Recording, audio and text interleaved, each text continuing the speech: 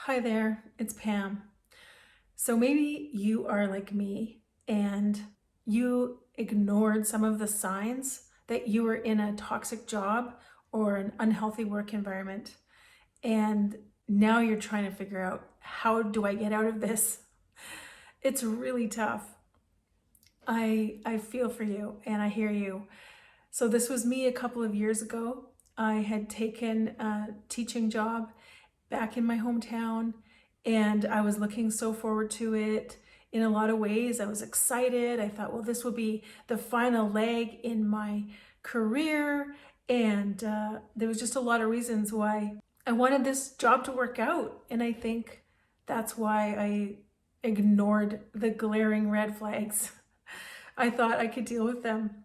So this video is just a little unpacking of some of those glaring red flags, some of those signs that I was in a not so good work environment.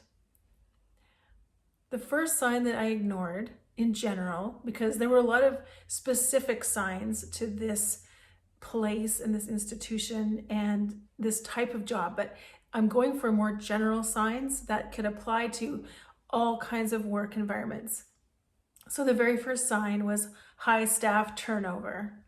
And I remember when I was listening to videos every morning when I was dreading going to work and I was trying to get ready and get out the door, and what would keep my brain in a healthy place was just listening to YouTube videos describing what I was living. And somehow it just made life seem more livable and gave me the tools eventually to know what I was up against.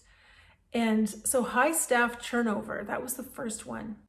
At this place, there was probably 1 to 3 years was kind of the turnover, kind of the max. And I noticed that there was no one I could really talk to that had recently been at the school. There was no one, everyone was just kind of silent. And another thing I noticed with the staff turnover, I didn't know this right away, but eventually I learned it, is that the administration was replacing these people who had left with their friends or their old colleagues or people that they had worked with for a long period of time.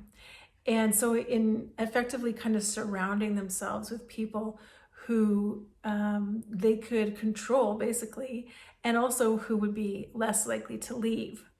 So that was the first thing that I should have clued in.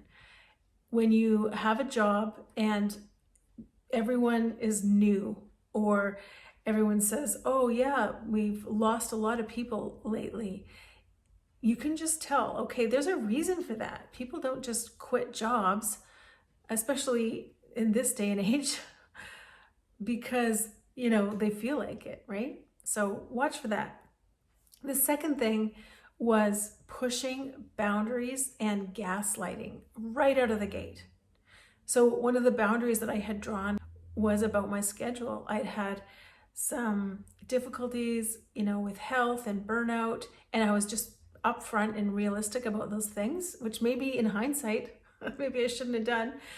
But I wanted to say, yeah, I want a part-time teaching job, and this is what I can do. And right out of the gate, there was a new schedule would be texted to me, and I started to notice every time the question was asked, well, what does this look like? Do you want to do this? This is the schedule I've come up with. It was always like maybe 10, sometimes 20% more time than we had agreed on. So it kind of started out as 50%. And then the first adjustment I noticed was, okay, now it's at 68%. And then it crept up into the 70s. And by the end of it, it was, I think, 89%. So basically I was working full time, especially if you work in a small school where you have mixed grades and a lot of extra jobs to do.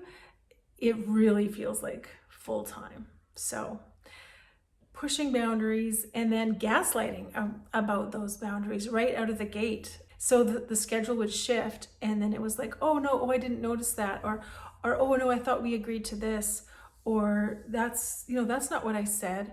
So right away, after the very first one, I started to screenshot these texts or these WhatsApp messages because I wanted to be able to say, no, this is what we agreed on. So watch for that. If there is boundary pushing and gaslighting about it right out of the gate, and if you're not sure what gaslighting is, basically gaslighting is when someone tells you you're wrong about something, that you didn't see it properly, or that something happened differently than you remember. So it kind of makes you feel a bit crazy, like you're the one who's wrong, and it takes you aback a bit. The third sign was general incompetency in the administration. And so what I mean by that is I noticed right away that there were very few resources, that there wasn't really an understanding or knowledge of, the grades and the subjects that I was teaching. And then there was no contract. Usually when you sign a teaching contract, it's pretty quick. And I had to wait 2 months. We were well into the year until I think it was like almost the end of October before I got my teaching contract to sign. So that was that was a big red flag. But there was really nothing I could do about it.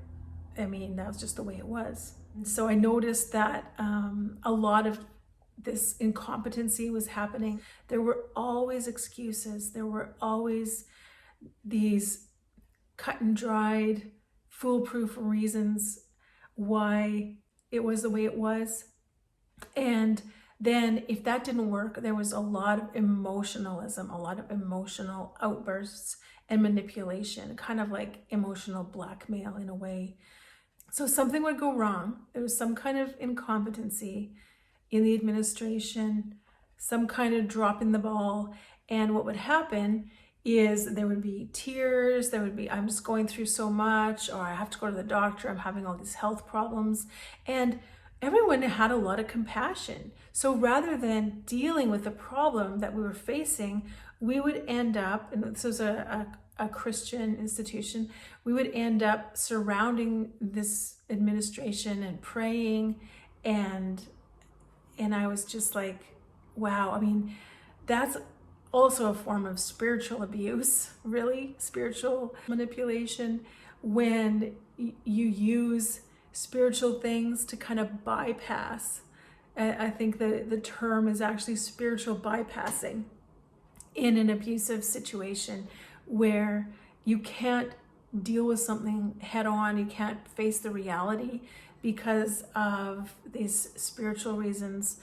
And so it was all mixed up in this kind of whirlpool, and it was really hard to know which thread to pull to figure it out.